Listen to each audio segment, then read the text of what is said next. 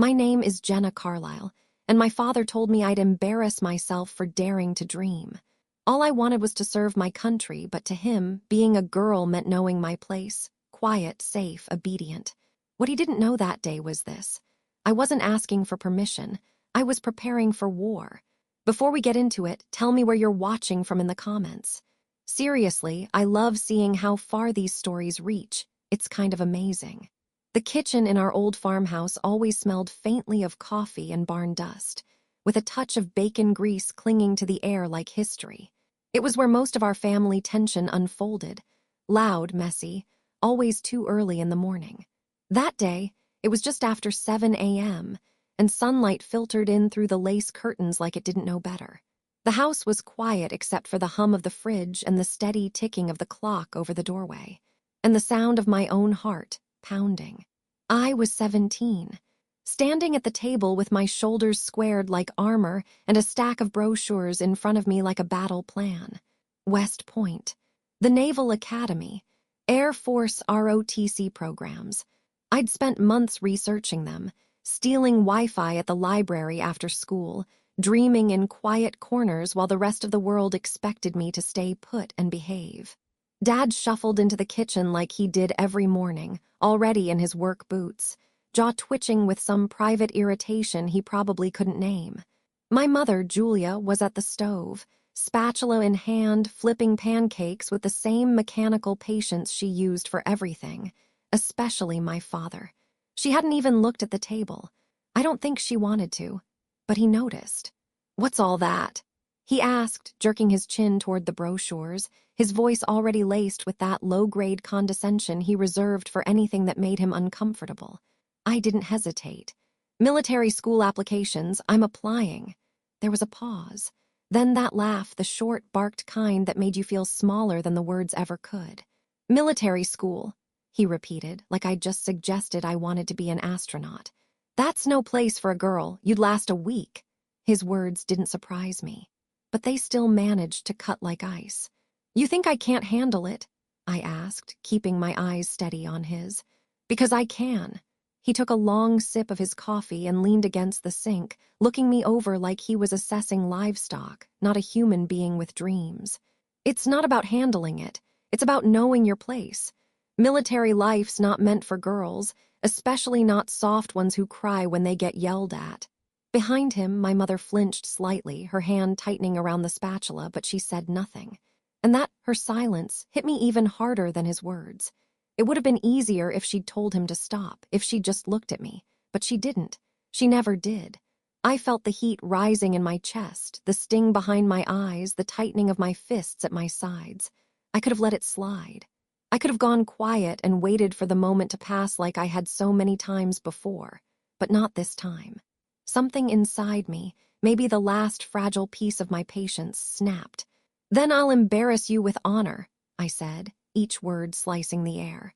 "And maybe someday, when the world knows my name for something you never believed I could do, you'll remember this conversation. And you'll wonder how you got it so wrong." That shut him up. The kitchen fell silent except for the sizzle of something on the stove and the tick of that ancient clock. I picked up my backpack, slung it over my shoulder, and walked out the front door without waiting for a response. The screen door slammed behind me like a final word. I didn't know what would happen next. I didn't have a plan B, but I knew I couldn't stay quiet anymore. It's funny. Sometimes the loudest battles are the ones fought in kitchens, between words unsaid and futures doubted. That morning, something changed in me. I stopped needing his approval and started building something else entirely. The silence of my college dorm was nothing like home.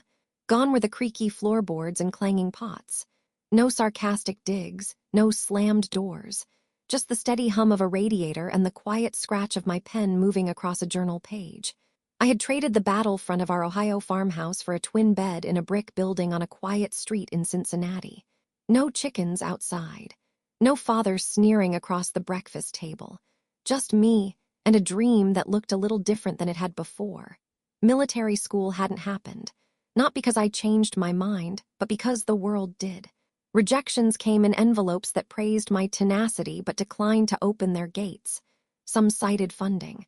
Others used vaguer language, but I knew. Girls like me weren't built into their vision of valor, and so I pivoted. Medicine wasn't a fallback, it was a new kind of battlefield, still demanding, still precise, still about saving lives, just with a scalpel instead of a salute. I'd chosen pre-med, pouring myself into every biology lab, anatomy lecture, and ethics seminar with the same ferocity I once reserved for track practice and military forums. Every test was a mission. Every late-night study session, a drill. I didn't tell my father I'd gone into medicine. He hadn't asked. He probably assumed I was majoring in liberal arts or something harmless, like marketing. His opinion didn't matter anymore. But sometimes, in the middle of those long nights, when my eyelids sagged and my highlighter trembled in my hand, I still heard his voice. "You'll just embarrass yourself." I didn't reply out loud. I just flipped another page and kept going. "You've officially entered zombie mode," Elise said, setting a steaming mug beside my stack of flashcards. She was my roommate, quirky, fearless, and unbothered by most things, including the mountain of textbooks that separated our twin beds like a river of stress. I looked up. "Is it that bad?" She nodded. "Your eyeballs are moving independently. Drink." I smiled despite myself, wrapping my hands around the mug. "Thank you." Elise flopped onto her bed with the grace of a disheveled ballet dancer. "Seriously, though, you're gonna make one hell of a doctor, Jenna. Even your notebooks look like they have a plan for world domination." I chuckled. "It's just, I can't afford to fail." "Sure, but you also don't have to prove anything to anyone," she said casually, then paused. "Except maybe yourself." That part, she didn't know how right she was. Most people thought dorm life was noisy and wild. Ours was more like a monastery with a Keurig machine. Elise liked classical music and audiobooks. I liked silence and the smell of highlighters. We got along beautifully. But beneath that peace, I was always aware of the difference. For her, this was a chapter. For me, it was a rescue mission from everything I'd been told I couldn't be. I didn't go home much. Once every few months, maybe. But even when I did, the visits were brief, strained, like I was a guest overstaying my welcome. My father barely looked up from his paper. My mother made small talk and mashed potatoes. Nobody asked about my grades. Nobody said we're proud. So I stopped hoping. Instead, I made my own rituals. After every hard exam, I'd treat myself to the biggest cinnamon roll on campus. I left little notes of encouragement for myself in textbooks. Cheesy things like "keep going" or "remember why you started." I kept a photo of a woman firefighter on my wall. Not because I wanted that job, not then, but because she looked fearless. Sometimes I imagined what she'd say to me if she were real. "You're not weak for being hurt. You're not lost because you changed direction. You're surviving, and that takes more strength than they'll ever understand." That year, something in me hardened and softened all at once. I stopped chasing applause and started chasing excellence for its own sake. I learned to sit with silence, to trust the long game, to show up for myself when no one else did. And somewhere along the way, I stopped needing anyone to clap when I walked into a room, because I'd already decided to be proud of who I was becoming. Coming home after graduation should have felt like victory. Instead, it felt like retreat. The rental car rumbled up our gravel driveway like a slow apology. The porch light was out, the same way it had been when I left. Weeds curled through the steps like no one had bothered to notice. And for a moment, as I killed the engine and stared at the peeling white paint, I wondered why I'd thought this trip was a good idea. Oh, right, because I had nowhere else to go. 4 years of study, sleepless nights, clinical rotations that pushed me to the edge, and still no job offers. Just rejection emails stacked like bad news in my inbox. Medicine had taught me how to hold pressure wounds and keep someone breathing, but it hadn't taught me how to break through a locked hiring process with no connections. So I came home for a little while. One night turned into two. Two turned into a week. And suddenly I was sitting at the same old kitchen table, across from the man who'd never once asked what my GPA was. Rick didn't even look up when I walked in that first evening. "Didn't think you'd come back," he muttered, flipping through a farm catalog like it contained state secrets. "I didn't either," I said, setting my bag down beside the fridge. My mother emerged from the hallway with a folded towel in her arms, smiled too brightly. We made up the guest room for you. It still smells like cedar, but it should air out soon. Guest room, not Jenna's room, not your room's waiting. Just the guest room, that told me everything. Dinner was chicken and overcooked green beans. The silence was familiar, chewy, bitter, seasoned with judgment. So, Rick finally said, slicing through a potato like it had wronged him, how's the doctor dream treating you? I hesitated. Still job hunting. He smirked without looking up. Guess all those books didn't teach you how to get hired. The words landed like a slap, but softer, more surgical. Designed to cut precisely, not bruise. I clenched my jaw. It's competitive. Hospitals are still rebounding post-pandemic. A lot of positions were frozen. He shrugged. Excuses sound fancier with degrees behind them. My fork hovered midair. And my mother, bless her, added nothing but an awkward laugh and a refill of iced tea. He waited until I was swallowing to deliver the next blow. A soldier or a surgeon? Seems like neither worked out. Just like that. Said with the casual cruelty of someone who believes the world owes him clarity and his daughter obedience. I set my fork down gently, not because I wasn't angry, but because I'd learned restraint. I'm doing my best, I said evenly. Sometimes that's not a straight line. He finally looked up at me then, his eyes scanning my face like he was still looking for the little girl who cried when she skinned her knee. But she wasn't there. Not anymore. Doing your best, he repeated, as if tasting the phrase. That's supposed to mean something now. I didn't answer. I didn't have to. After dinner, I sat on the edge of the guest bed, staring at the faded wallpaper. The house was quiet again, but inside me a storm was gathering. Not a loud one, just a steady pressure building behind the dam of my patience. I had come back thinking maybe time would soften things. It hadn't. I had come back thinking maybe he'd see me differently now. He didn't. And maybe, beneath all my rationalizations, I'd hoped for one thing I never got: respect. But as I lay back on that cedar-scented pillow, blinking up at the ceiling, I realized something important. I didn't come back to find his approval.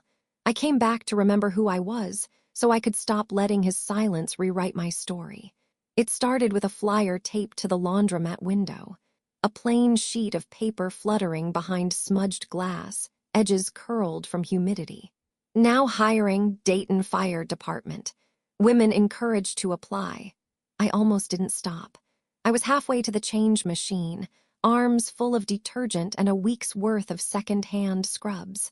But something made me pause. Maybe it was the word women in bold.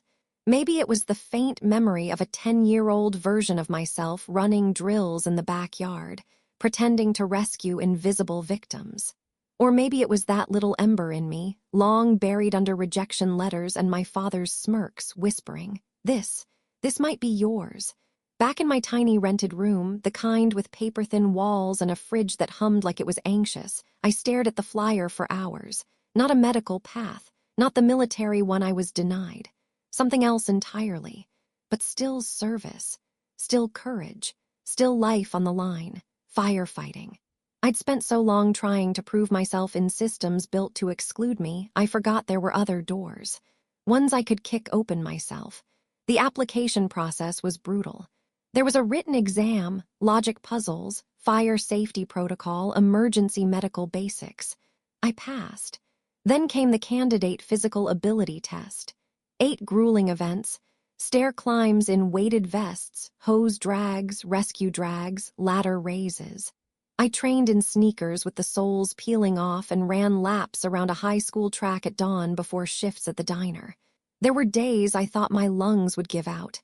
Nights my muscles ached so badly I'd wake up gasping. But the pain felt right, earned, controlled. It reminded me of something I'd forgotten. I was still capable. I wasn't broken, just unclaimed. Orientation day came quicker than expected. The station in Dayton was an old building with newer bones, modern gear rooms, a spotless bay, the faint smell of diesel in the air. The kind of place where people didn't sit still long. Everyone moved with purpose, like they belonged. And I was about to find out if I could too. We gathered in the training room, a dozen recruits, most of them men, 1 or 2 women, everyone buzzing with adrenaline and caffeine. I kept my expression neutral, but inside I was vibrating. That's when he sat next to me, Marcus. Easy grin, the kind of guy who looks like he's been in 6 near-death experiences and laughed during all of them. He glanced over as I double-checked my name tag. "First day," I nodded. "Yeah." He looked me over, then grinned. "With that form, I'd bet you were born for this." I blinked. "What?" He pointed at my posture, back straight, feet planted. "You look like someone who knows how to hold her ground. That's half the job right there." I didn't know what to say. No one had ever looked at me like I belonged anywhere, let alone before I'd done anything. I managed a quiet, "Thanks." And inside, something lit. We suited up and moved through the day, gear checks, safety briefings, equipment demos. Everything was hands-on, real world, no nonsense. Captain Claire led us, a tall woman with steel in her spine and kindness in her tone. She didn't talk down. She talked like we were already part of the team. At one point, she watched me haul a 100-foot hose across the bay without stopping and just nodded. Didn't say good job. Didn't say anything, really, just nodded. And that one gesture, it meant more than every fake compliment I'd ever gotten. That night, back in my room, I stared at my reflection in the cracked mirror. Soot still smudged along my jawline, muscles trembling from exhaustion. And for the first time in months, I smiled. Not because someone finally approved of me. Not because I'd proved anyone wrong, but because I was beginning to feel right in my own skin again. I didn't know what kind of firefighter I'd become. I didn't know if I'd last past probation. But I knew one thing, this wasn't about them anymore. This was about me, choosing myself, showing up for my own life, and maybe, just maybe, finally beginning to belong. There's a rhythm to the firehouse that doesn't match anything I've known before. Not the rigid order of college, not the oppressive quiet of home. Here it's a pulse, steady, warm, human. You hear it in the way boots hit the tile during a call. You feel it in the laughter spilling from the kitchen when the alarms are silent. I used to think silence meant safety. But now I know that real safety feels like this. People who notice when you walk into a room. People who save you a plate without asking. People who see you. The first time I sat in the firehouse kitchen, I expected to feel like an outsider. There were 8 of us on shift that day. The air smelled like chili and cornbread, the kind that sticks to your ribs. Someone had queued up an old country playlist, the kind my dad used to hum when fixing the truck. Only here, the tune didn't feel like a sneer. It felt like home, a better version. I took the last stool at the counter, feeling like I was intruding on a family dinner I hadn't earned. Marcus was slicing jalapenos at the sink. Jake was recounting some dramatic call from years ago, something about a goose, a ladder, and a surprisingly angry grandmother. Everyone was howling by the time he finished. I smiled, quiet, not wanting to interrupt. That's when Claire, our captain, walked in and clapped her hands once. "All right, I need names for the new chili champion." They pointed at Marcus. "No way," he cried. "Jenna diced the onions and stirred like a pro. She gets credit too." All heads turned toward me. A pause. Then Marcus grinned. "She's the secret ingredient." And just like that, something shifted. Not in a grand, movie scene kind of way, but in the way someone sets a place for you at the table without fanfare. We ate elbow to elbow, no judgment for seconds or for telling the same joke twice. I didn't talk much that first night, just listened, observed, laughed when it felt real. There was a photo wall by the doorway, rows of black and white prints of past teams, with captions like Engine 3, Winter '87, and Hose Champs, Spring 2009. Someone had pinned up a candid shot of Claire, soaked in mud and grinning ear to ear. When she caught me looking, she smiled. "Rookie day, 1998. I fell into a drainage ditch during my first drill. The guys told me to quit while I still had a clean pair of boots." I raised an eyebrow. "You didn't." She chuckled. "I bought extra boots." That was Claire. She didn't give speeches. She gave you room. She'd correct your grip on a hose without making you feel stupid. She remembered your favorite coffee and your least favorite jokes. And if she ever saw you struggling, she waited until it was just the two of you to say, "I saw that, you're okay." One night, after a routine inspection run, she pulled me aside. "You've got the makings of a leader, Jenna." I blinked. "What?" "Not just because you hustle," she said, crossing her arms. "Because you don't need the spotlight. You just get things done. You make people feel steady." No one had ever said that to me before, that I made things steadier. It was late when I got back to my room that night. The city buzzed outside my window, but my heart was calm for once. I sat on my tiny twin mattress, boots off, socks mismatched, a container of leftover chili in my lap. And I realized this was the first place I'd been in years where I wasn't constantly proving myself. Not because they didn't expect a lot, but because they already believed I could meet the bar and then some. Some people grow up knowing exactly where they belong. Me, I spent years trying to earn my way into rooms that never wanted me. This time was different. I wasn't fighting to be let in. I was being invited to stay. You never forget the sound of a call that changes everything. We were between drills when the alarm blared, short, sharp, demanding. There was no time to grab dinner, just boots, coats, oxygen tanks. The report was simple: third-floor apartment fire, possible occupant trapped. Every instinct I'd trained kicked in like a reflex. By the time we arrived, the smoke was already curling into the sky like a warning. "Let's move," Claire shouted as we filed out. Her voice was calm, but her pace was fast. The building was old, brick, narrow staircases, no elevator. The kind of place where a fire doesn't just spread, it devours. We were assigned search and rescue. Marcus and I took the west side, clearing units one by one. The smoke thickened as we climbed, our masks fogging, radios crackling in and out. My heartbeat was steady, but my gut knew this one wasn't routine. That's when I heard it, a faint cough, a moan, something human. "Third unit," I shouted, pulling Marcus back. "There's someone inside." He radioed it in as I pushed forward. The door was stuck, swollen from heat, warped at the frame. I braced my shoulder, kicked hard. The room inside was choking on black smoke. I could barely see 2 feet in front of me. Furniture was overturned, flames licked along the ceiling like angry fingers. Then I saw her. A woman, maybe early 20s, curled on the floor beside a scorched sofa. Her arm was over her head. Her chest was moving, barely.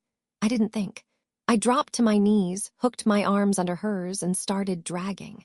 Every muscle screamed. My gear weighed me down like a curse, but her breath, ragged and shallow, kept me moving. "Jenna, get out!" Claire's voice exploded through the radio. "The structure's unstable." I couldn't respond. The hallway behind me shuddered. Something heavy cracked above, but I was so close, 10 more feet, and I'd reached the stairwell. The girl coughed once, louder this time. "You're okay," I whispered, my voice muffled in my mask. "Stay with me." I don't remember how we got down the stairs. I just remember the heat at my back, the sting in my eyes, the weight of her against me. And then air, cool, blessed air, hands pulling her from my grip. Someone unclipping my mask, Claire yelling my name, and then nothing. I woke up in a hospital room. My arms ached before I even opened my eyes. My face felt tight, swollen. The sheets smelled sterile, the kind of clean that only exists after chaos. Claire was sitting in the corner, coffee in hand. Her eyes lit up when I stirred. "Don't try to talk yet," she said softly. "You're okay, you're lucky." I blinked at her.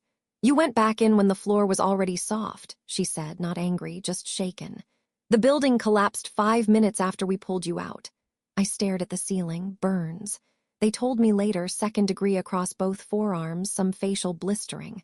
Minor, they said, could have been worse, but pain is pain, and the real wound wasn't on the surface. It was knowing how close I came to not coming back. Recovery was long. Lonely, too. I didn't tell my family. What would I say? That I risked everything for a stranger and that it finally made me feel like I mattered. No, they wouldn't understand. Instead, I sat in that hospital bed alone, day after day, watching the pinkness of healing skin stretch over raw patches of memory. But even through the hurt, I felt proud. I hadn't hesitated. I hadn't asked permission. I'd seen someone who needed saving, and I'd stepped forward. Not because I had something to prove, but because I knew who I was and what I was willing to give. The invitation came folded between a hospital bill and a flyer for physical therapy. "Caleb Carlisle and Ava Mitchell request the honor of your presence, my little brother. Getting married." For a moment, I just stared at it. The elegant script, the white envelope with gold foil lining. As if paper and polish could smooth over the fact that I hadn't spoken to him in over a year. Not because we fought, but because I'd slowly faded into the background the same way I always did in this family. But I RSVP'd yes. Because even when you've been burned, literally and otherwise, some part of you still wants to show up. I chose the longest dress I could find. Dark green, sleeves to the wrist. fitted but not flashy. I didn't want to draw attention, I wanted armor. Something to hide the patches of healing skin still tender beneath the fabric. Something to keep the stares at bay. The wedding was in a garden hall in Cincinnati, not far from where I'd gone to school. When I arrived, the sun was just beginning to dip, casting golden light over rows of white chairs and wildflowers that looked like they'd been arranged by hand. Ava greeted me first, beautiful, glowing, nerves dancing in her eyes. "You came," she whispered as she hugged me. "I didn't think you would." I smiled. I wouldn't miss it. That was true, even if the thought of seeing my parents again made my stomach twist. Caleb found me a few minutes later. He looked older, still boyish, but more grounded. He hugged me tight, and for a second it felt like childhood again, like running through cornfields and arguing over who got the last pancake. "You look amazing," he said, stepping back to take me in. I rolled my eyes. "You're just relieved I wore sleeves." He laughed. "Not gonna lie, Mom was nervous." I figured. We stood in silence for a beat. Then I pulled something from my clutch, a small box. Inside, a silver pocket watch engraved with 5 words. "Time reminds us who we are." He opened it slowly, his mouth parting. "I know it's cheesy," I said, suddenly self-conscious. "But I thought this is your moment. You deserve something to mark it." Caleb swallowed hard. "It's perfect." And just like that, something between us clicked back into place. Not perfectly, not all the way, but enough. The ceremony was beautiful. Ava cried. Caleb beamed. The vows were simple and sincere. People clapped like it was the first wedding they'd ever seen. I sat in the 3rd row, next to an aunt who didn't recognize me at first. I watched my brother promise forever. I watched our parents nod and smile from their front row seats. And I wondered, not for the first time, if I would have been invited had I not sent that RSVP myself. At the reception, I kept to the edges. Let the music play. Let the champagne flow. Let the small talk happen without me. It wasn't that I felt out of place, I just wasn't sure what place I held anymore. Not the failed cadet. Not the girl with the med degree and no job. Not even the hometown nobody. I was something new, and no one here knew it but me. Still, I smiled when people greeted me. I hugged old family friends, took a photo with the cousins, swirled my drink in circles when the DJ played a song I used to love. It was peaceful, polished, suspended in that strange space where everything looks perfect but you can feel something cracking beneath the surface. I didn't know what was coming. Not yet, but I could feel it. The weight in the air, the shift in the breeze. The way people looked at me then looked away, like they didn't quite know what to say. But one thing I did know, this time I wouldn't shrink to fit their comfort. I wasn't here for validation. I was here because I'd earned my place. Because I had survived something they couldn't even imagine. Because healing isn't about hiding, it's about showing up, scars and all. It happened during the toasts. After the cake had been sliced, the wine had loosened tongues, and the music had dipped just enough to make room for sentiment. Caleb had just raised his glass to Ava with eyes full of promise, and that lopsided smile he always had when he was proud of something. Then Rick stood, my father, fork tapping his glass with that same smug rhythm he used to summon our attention at family dinners. The room quieted. Conversations tapered off. Even the DJ dimmed the next track, and I knew by the way he cleared his throat, by the way my mother shifted nervously beside him, smoothing her dress even though it didn't need smoothing. "Now," he began, lifting his champagne, "I just want to say how proud I am of Caleb." He paused. Let the applause start, then die. "He's our golden boy," Rick continued, smiling toward Caleb like the rest of us weren't even in the room. "Smart, steady, hardworking, did everything right." My stomach twisted. It wasn't what he was saying, it was what he wasn't saying. Then he turned toward me. "And Jenna here." A few polite chuckles. I froze. He smiled wider, the kind that never reached his eyes. "Well, she's still figuring out what to do with herself." Laughter. Actual, loud laughter. From people I hadn't seen in years. From second cousins and old neighbors. From men in suits who'd once told me I had potential. From women who still called me Rick's girl. I sat motionless, my glass trembling in my hand. The words hung in the air like smoke after a fire. I didn't look at him. Didn't look at my mother, who let out a nervous laugh like she didn't know where else to put her face. I just stared at the centerpiece, wildflowers in a mason jar, and tried not to feel the heat crawling up my neck. After everything, After the hours in the hospital, the scars hidden beneath this dress, the lives I had touched without anyone even knowing, this was still who I was to him. A punchline, a disappointment, a daughter he couldn't even introduce with pride. I felt the blood drain from my face, my breathing shallow, my body frozen in place. I should have stood up. I should have said something. But my limbs refused to move. Because this wasn't just humiliation, it was betrayal, dressed up in good humor. Masked as a joke, but I wasn't laughing. And neither, I noticed, was Ava.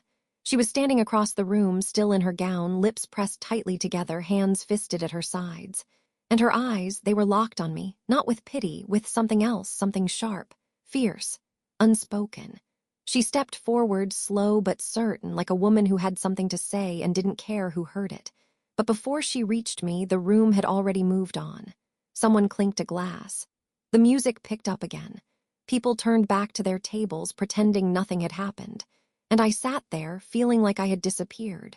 Funny how a single sentence can undo years of growth. How one man's voice, one opinion, can still feel like truth, even when you know it's not. I wanted to scream, to run, to throw my glass and let it shatter so the noise could match what I felt inside. But I did none of that. I just sat there, because sometimes silence isn't weakness. Sometimes silence is the only way to keep from breaking in front of people who don't deserve to see you crack. Later, I would replay that moment 1,000 times. His words, their laughter, the sting of knowing no one stopped him. But I'd also remember what happened next. The one person who didn't let it slide. And how that changed everything. I don't remember standing. I just remember needing air. The kind you don't have to share with people who laugh too easily. I stepped away from the main hall, down a quiet stone path winding past hydrangeas and lanterns. I leaned against the railing of a small footbridge, willing myself not to cry. Not here, not over him. I was still breathing deep, my hands braced against the cool iron when I heard heels click behind me. Soft, hesitant, but deliberate. "Jenna!" I turned. Ava stood in the moonlight, her dress trailing like liquid ivory, curls pinned with pearls. Her makeup had begun to fade, but her eyes were sharper than ever. She looked like a bride, but she spoke like a sister. "I need to tell you something." I tried to smile. "You don't have to." "No," she said, stepping closer. "I do." She took a breath, folding her hands in front of her. "It's about my sister," she said softly. "Her name's Lily." I frowned. "I don't think we've met."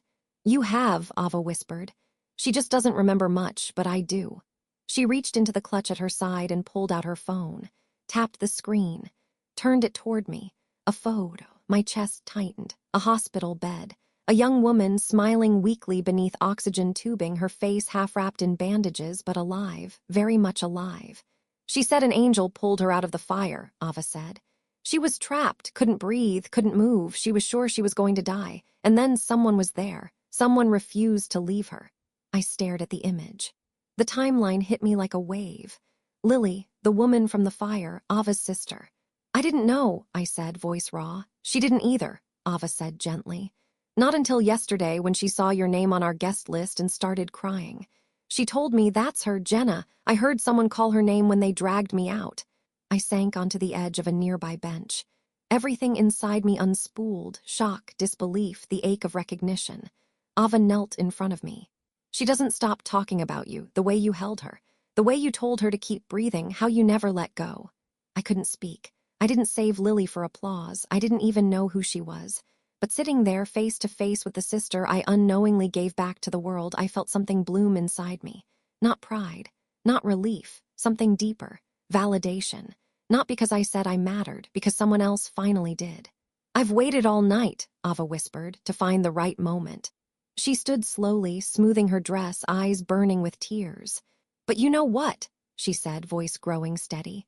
"The right moment isn't coming, so I'm going to make one." And before I could stop her, she turned and walked straight back toward the reception hall. Head high, purpose clear, I didn't move right away, didn't follow, just sat there, letting the truth settle. The woman I saved was family now, not just someone's sister, my sister-in-law, and she remembered. I heard the microphone screech faintly in the distance. Then Ava's voice. "Before we go any further, there's something you all need to see." The music faded. Conversations died. A few murmurs passed through the crowd. I stood on shaky legs and slowly began walking toward the glowing tent, each step pulling me closer to a moment I hadn't asked for but maybe needed. I stepped inside just as the projector lit up. On screen, local news footage. The kind reporters play once and forget. But not this time. Grainy video showed a smoke-filled building, firefighters moving like shadows. Then me, dragging a woman in my arms, face burned, sleeves scorched, limping, stumbling, collapsing just as two medics reached me. Gasps filled the air. My mother's hand shot to her mouth, someone dropped a glass, and Rick, my father, he stood like he'd been struck, staring at the screen, then at me, not with disapproval, not with confusion, with something I'd never seen before in his eyes, recognition. Silence is never really silent, not when it follows a truth too loud to ignore. The projector faded to black, but the images lingered behind everyone's eyes, me burned and breathless, carrying Ava's sister through the fire, the angel in the smoke. My father hadn't moved. He stood frozen, still holding the champagne glass he hadn't sipped from, one hand at his side, the other slightly raised, as if he couldn't decide whether to apologize or hold onto the last shred of his pride. I didn't move either. Not yet. I waited to see who he'd be without a script, without the laughter, the dominance, the room bending around his opinion. And when he finally spoke, his voice wasn't sharp or smug. It was unsteady. I had no idea, he said, just above a whisper. That was you. Everyone turned to me, eyes wide, waiting, not for confirmation, but for permission. Permission to change their minds. Permission to see me the way they hadn't before. I met his gaze. My arms still ached beneath the fabric of my sleeves, and my throat tightened with all the things I'd never said. But I said this. It always was. My voice didn't shake. I just stopped waiting for you to notice. A murmur rippled through the crowd, not gasps this time, something deeper, a hush of reckoning. My father blinked slowly as if the sentence had knocked the breath out of him. I'm proud of you, Jenna, he said, his voice cracking. I'm sorry I wasn't before. There was no applause. No music swelled to save us, just two people standing in a hall full of witnesses, a father, a daughter, and every word that had gone unsaid for 17 years straining between us. He took a step forward. One hand lifted, trembling, and rested gently on my shoulder. It was the first time he'd touched me without judgment in as long as I could remember. I didn't flinch, didn't lean in either, but I let it rest there, because that hand wasn't just saying, I see you. It was saying I was wrong, and that was new. For a moment we stood like that, the room watching, the weight of old wounds slowly shifting. He didn't try to explain himself. Didn't justify the jokes, the years of silence, the absence at every one of my life's turning points. He just looked at me like he finally understood who I was, maybe even who I'd always been, and that was enough, not to fix everything, but to start something new. When he finally stepped back, I caught a glimpse of my mother's face. Tears welled up, clinging to the corners of her eyes. Her hands were clasped like she wasn't sure whether to pray or clap. Ava smiled through her own tears, whispering something to Caleb, who just nodded, jaw tight. It felt like the whole room had shifted on its axis, because the woman they'd once called confused, lost, still figuring it out, she'd become the one thing no one could ignore, undeniable. As the DJ fumbled to cue music again, I walked toward the edge of the crowd. I didn't need to stay in the spotlight. I'd had my moment, and it hadn't burned me. It had baptized me. Later that night, when the lights dimmed and guests drifted into soft laughter and final dances, I found him sitting alone on a bench near the rose trellis. Rick Carlisle, my father, the man whose words had once shaped the walls of my confidence and whose silence had kept them standing for far too long. He wasn't holding a drink, just staring up at the strings of garden bulbs glowing against the dark velvet sky. I didn't mean to walk toward him, but my feet knew before I did. He looked up as I approached. No smugness this time, no forced smile, just tired eyes. Mind if I sit? I asked. He shook his head. It's your bench, too. For a moment, we didn't speak. We just watched the wind rustle the flowers, a slow, forgiving breeze, the kind that says the storm is over now.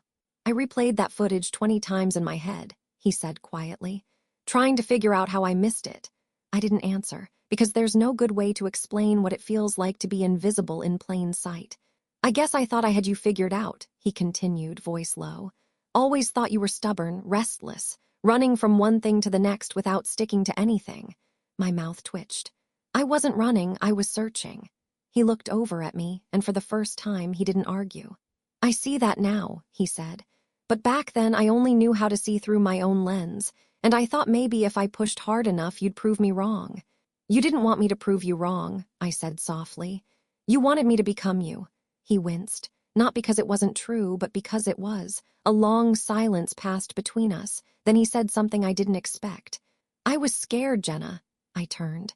"Scared you'd get hurt, scared you'd fall. Scared I'd have to watch you want more than the world was willing to give a girl like you." I blinked. "So you decided to give me less yourself." His breath caught. "I didn't mean to," he admitted. "But yeah, that's exactly what I did." There it was, not a justification, not an excuse, just a truth he hadn't dared face until now.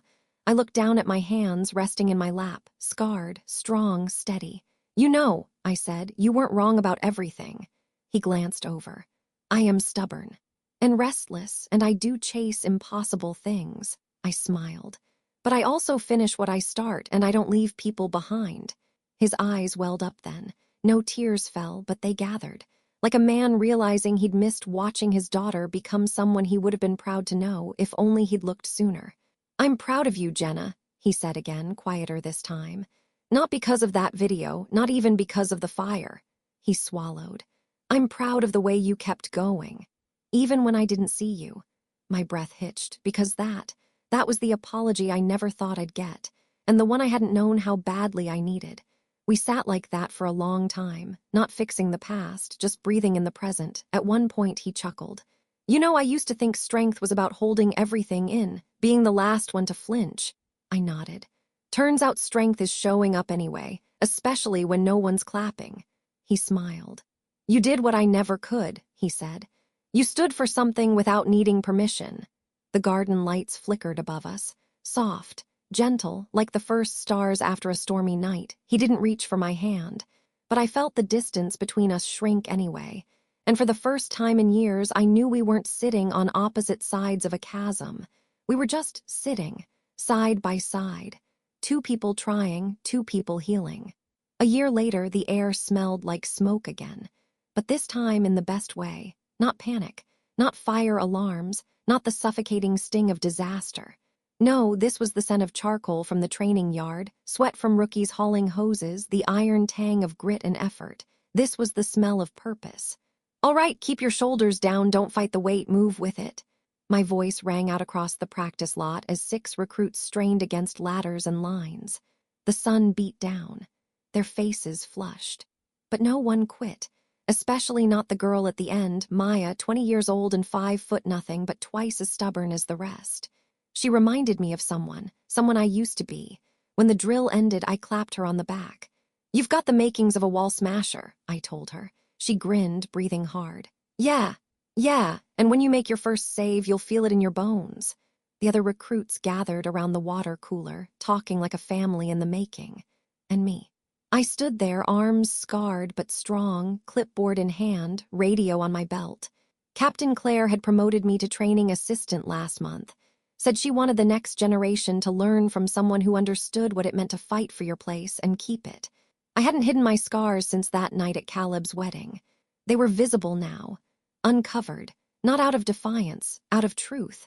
They weren't marks of shame. They were proof. After drills, I drove back to the same Ohio farmhouse where everything started.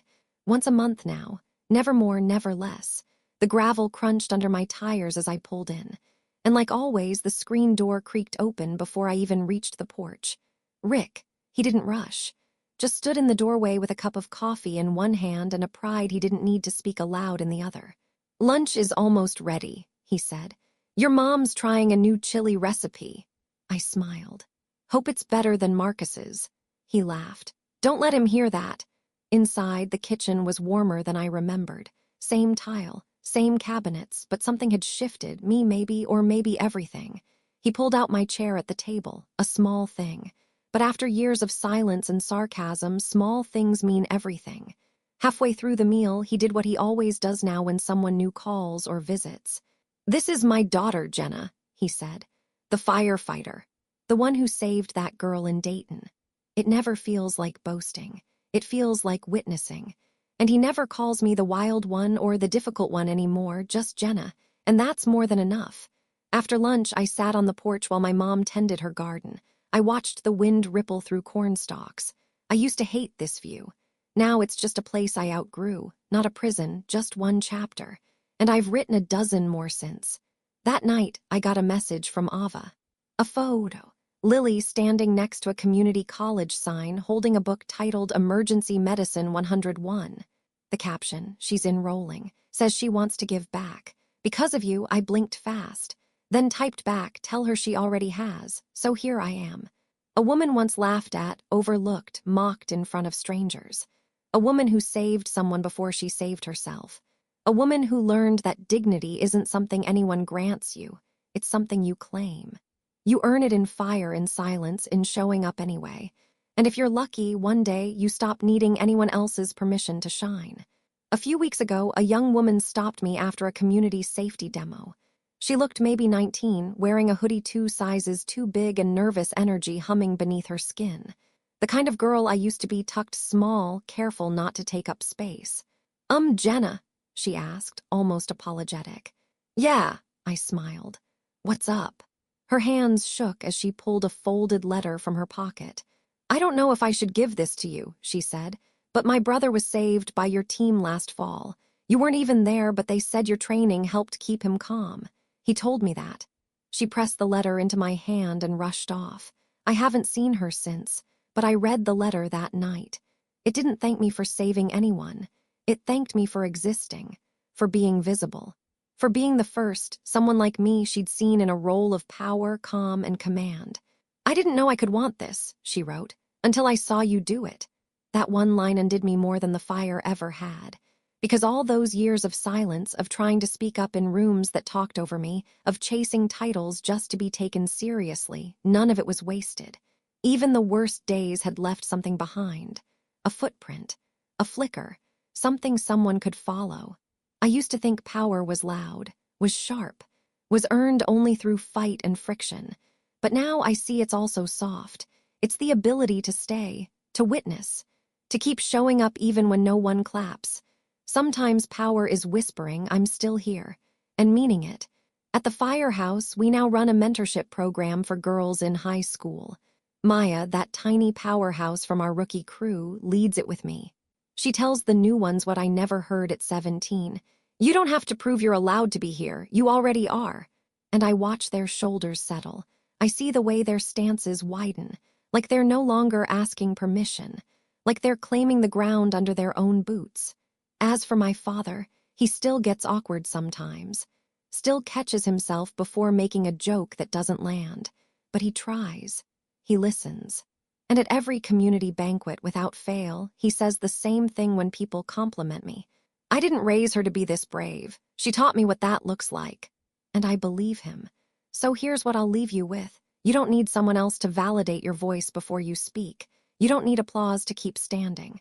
And you definitely don't need to be perfect to be powerful. You just need to remember who you are, even when no one else does, especially when no one else does.